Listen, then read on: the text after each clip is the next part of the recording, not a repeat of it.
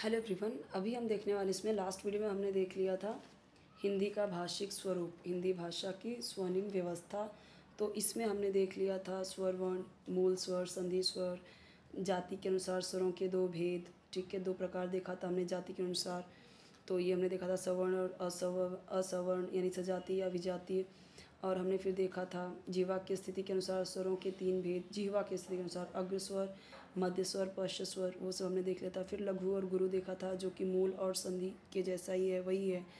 Okay, फिर हमने व्यंजन वर्ण देख लिया था, व्यंजन वर्ण।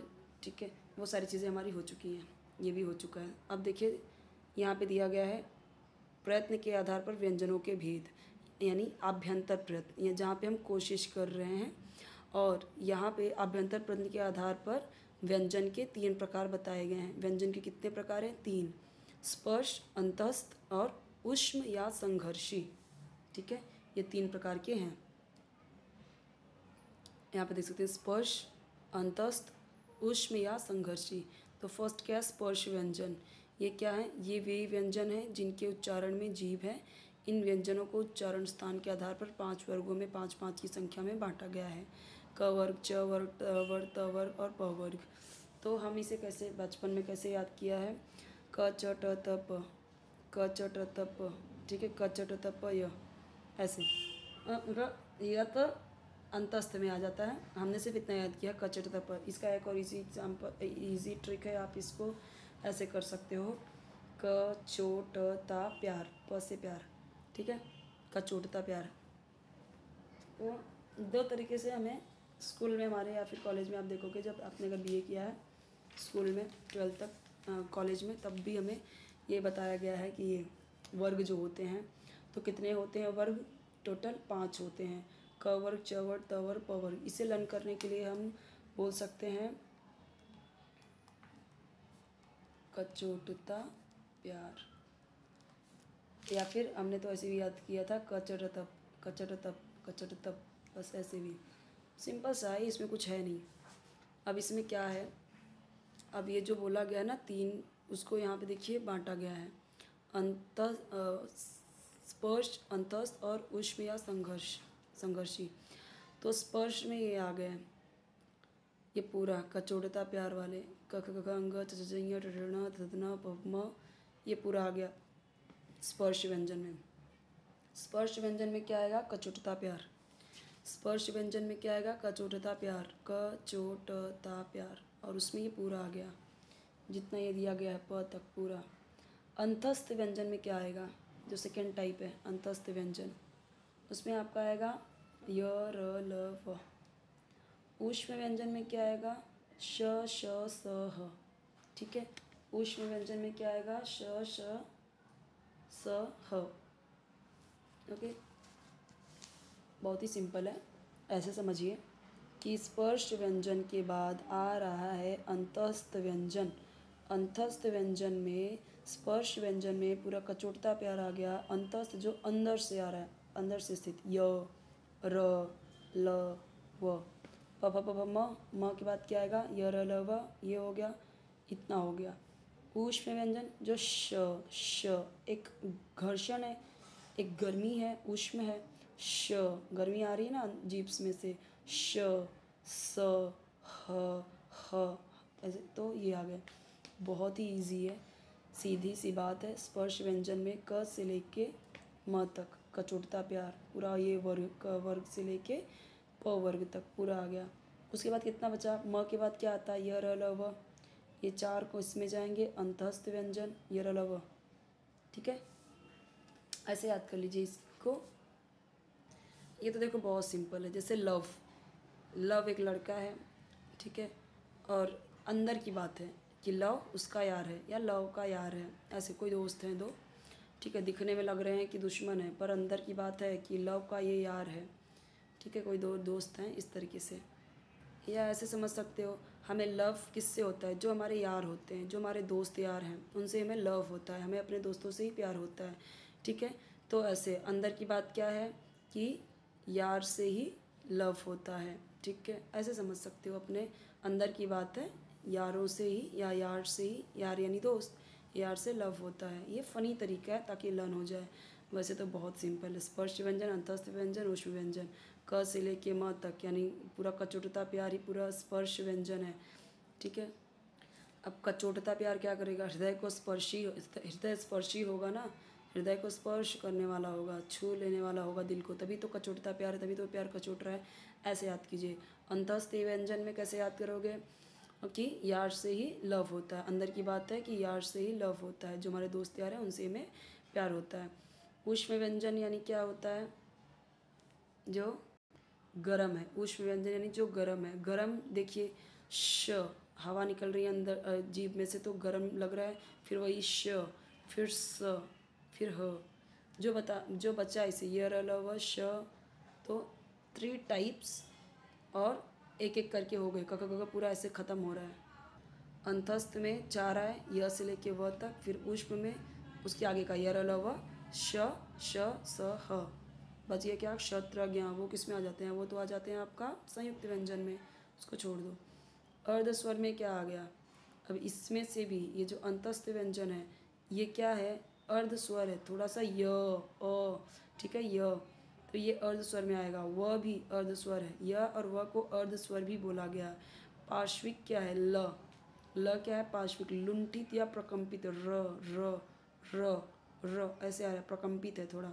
उत्क्षिप्त या द्विगुण, तो ढ ढ, यही जो अपभ्रंश से आया, ये कैसा है, कैसा व्यंजन है, उत्क्षिप्त है या द्विगुण है, दो गुण है ना इसमें, ड भी है और ण भी आ रहा है, ड, ठीक है, द्विगुण है, दो है इसमें। अब अनुनासिक क्या है, जितने भी ये हैं अंग, इय, ण, न, म, यही अनुनासिक भी हैं। अनुनासिक तो यही है ना पांचों, ये तो सिंपल है। अब अंतस्थ व्यंजन को समझिए, यहाँ पे वैसे तो दे दिया गया, ये वे व्यंजन है जिनका उच्चारण स्वर और व्यंजन का मध्यवर्ती होता है, बीच का है। इन व्यंजनों में श्वास का अवरोध बहुत कम होता है, करके देखो, य, र, ल, व, इनमें य और व, यह में यह प्रवृत्ति अधिक है, यानी क्या हो रहा है, श्वास का अवरोध बहुत कम है। इस विशेष योग्यता कारण इन दोनों को अर्ध स्वर भी कहा जाता है, इसीलिए तो यहाँ को ये और वह को अर्ध स्वर बोला गया। वैसे तो समझ में आ गया होगा आपको ना। अब आते हैं जो इम्पोर्टेंट है, अघोष, सघोष, अल्प प्राण, महाप्राण, समझिए इसको। अब बाह्य प्रयत्न के आधार पर, अच्छा यहाँ पे दिया गया है, हाँ, तो ऊष्म या संघर्षी व्यंजन, ये तो आपको मैंने बता दिया कैसे हैं, ये इम्पॉर्टेंट है, इस पे आ जाते हैं। इस पे मैं ट्रिक भी बता देती हूँ आपको।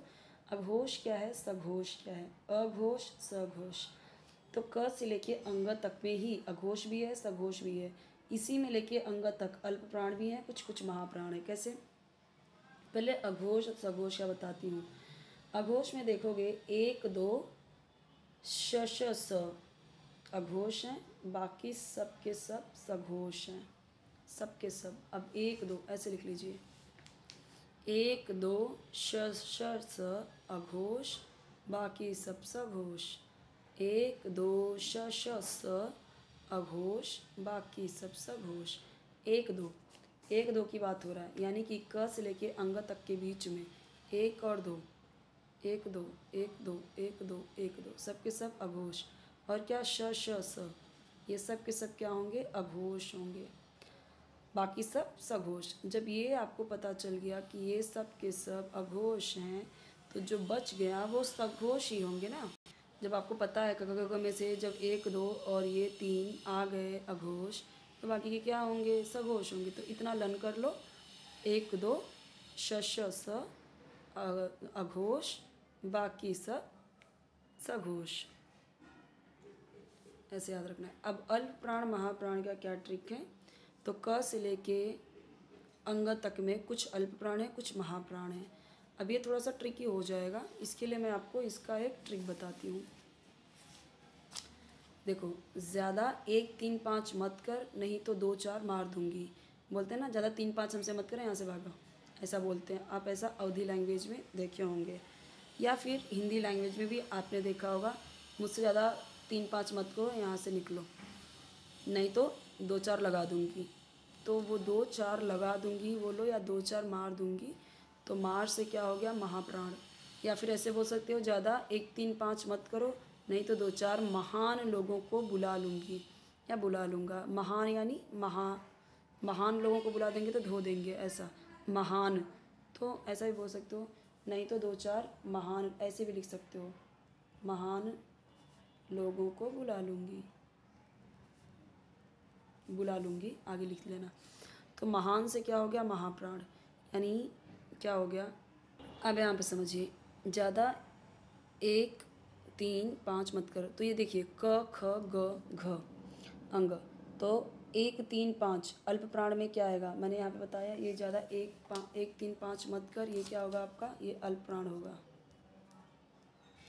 अल्प प्राण, ठीक है। तो 1 3 5 क्या होंगे, अल्प प्राण होंगे। और नहीं तो 2 4 मार दूंगी या 2 4 महान लोगों को बुला लूँगी, वो क्या हो जाएंगे, महाप्राण। तो 2 4 कैसे होगा, 2 क के बाद दूसरा नंबर क्या होता है, ख, फिर ग, फिर घ, चौथा नंबर क्या होता है, घ, छ झ।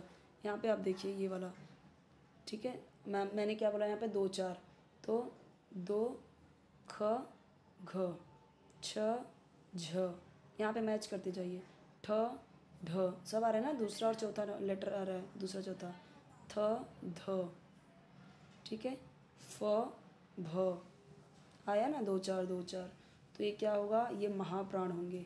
तो महाप्राण का ट्रिक क्या बताया, महान लोग या मार, ज़्यादा 1 3 5 मत कर, ये अल्प होगा। नहीं तो 2 4, जब ऐसे अल्प ना भी समझो तो भी ऐसे समझ लो, जब 2 4 महान हो गया, महाप्राण हो गया, तो बचा हुआ क्या होगा, अल्प प्राण होगा, ठीक है। ये दोनों के ट्रिक यहाँ पे देखिए दिया हुआ है, मैंने बता दिया।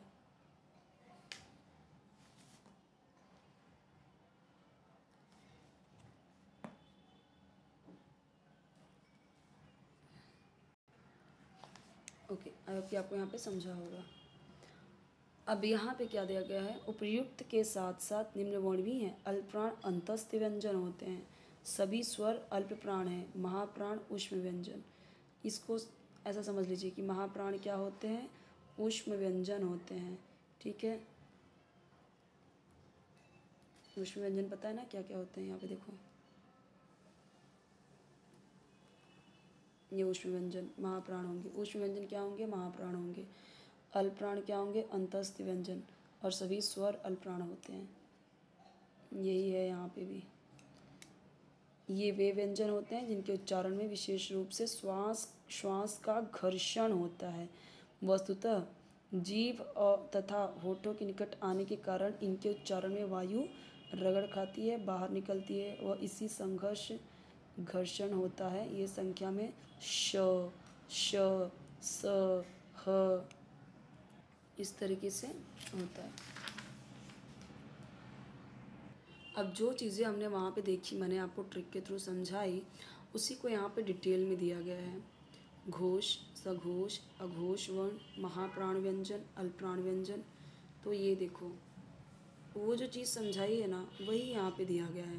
प्रथम, तृतीय, पंचम वर्ण अंतस्थ व्यंजन अल्पप्राण व्यंजन है, ठीक है। वही चीज़ें यहाँ पे वहाँ पे समझा दी थी। और यही जो दिया है अर्धस्वर य, व पार्श्विक ल, लुंठित प्रकम्पित र, अनुनासिक य, वो तो आपने पहले ही देखा ना, स्टार्टिंग में ही देख लिया है। वही चीज़ वापस से यहाँ रिपीटेड है। डिटेल में और समझना है तो देख लीजिए। घोष या सघोष वर्ण के उच्चारण में स्वर तंत्री के अधिक कंपन के कारण आवाज़ भारी हो जाती है। व्यंजनमाला में अंतिम 3 वर्ण और य, र, ल, व, ह, क्ष, त्र, ज्ञ, श्र घोष वर्ण है। ये तो हमने देखा है ना, कि सघोष क्या है, अघोष क्या है। तो इधर ज़्यादा ये पढ़ने से ज़्यादा ये और भी कॉम्प्लिकेटेड ही होगा।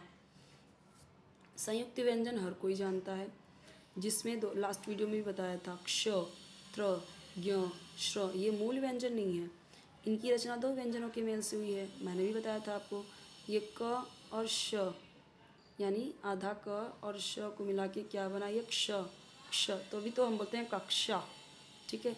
तो अगर आपको इसके प्रोनाउंसिएशन में प्रॉब्लम होती है, बहुत लोग इसको श नहीं बोलते, स ही बोलते हैं, और बहुत लोग इसे क्ष न बोल के छ बोलेंगे, छ, तो रॉन्ग हो जाएगा। क्ष बोल रहे हैं क्योंकि आधा क भी है ना, तो हम इसे इसलिए बोलते हैं क्ष, कक्षा, क्योंकि आधा क भी आ रहा है तो कक्षा, कक्षा, ये श भी और क भी, कक्षा। फिर त्र, तो त्र, ज्ञ, आधा ज और य, ये सब मैंने लास्ट वीडियो में आपको बताया था। अभी यहाँ पे डिटेल में दिया गया तो देख लेते हैं। द्विगुण व्यंजन, ये पहले आया, अभी जस्ट देखा। द्विगुण व्यंजन क्या होते हैं? ड और ढ के नीचे बिंदु लगाकर दो नए व्यंजन ड़ और ढ बनाए गए हैं, इन्हें ही द्विगुण व्यंजन कहते हैं। और ढ़, ड़ और ढ उत्क्षिप्त व्यंजन भी हैं, पीछे जस्ट हमने वो देखा है। ठीक है, बाकी की चीज़ें बहुत इंपॉर्टेंट है, नेक्स्ट वीडियो में देखेंगे। कोई भी वीडियो चाहिए कमेंट सेक्शन में बताइए, चैनल जरूर सब्सक्राइब कीजिए, वीडियो लाइक कीजिए, फ्रेंड्स के साथ शेयर कीजिए। ओके।